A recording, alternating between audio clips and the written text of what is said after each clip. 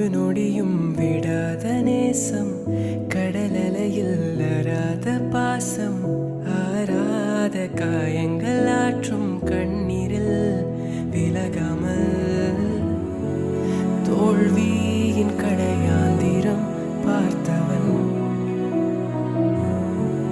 கண்ணீரை தேக்கி உருகி நின்றவன், அழகாய் அவரின் நிழலில் நின்றவன். இதுதான் வாழ்க்கையின் அழகே. கடும் புயல் என் வாழ்வில் வந்தும் கலங்காமல் கடக்கிறேன். பெரும் இடிகள் வாழ்வில் எழுந்தும் அசையா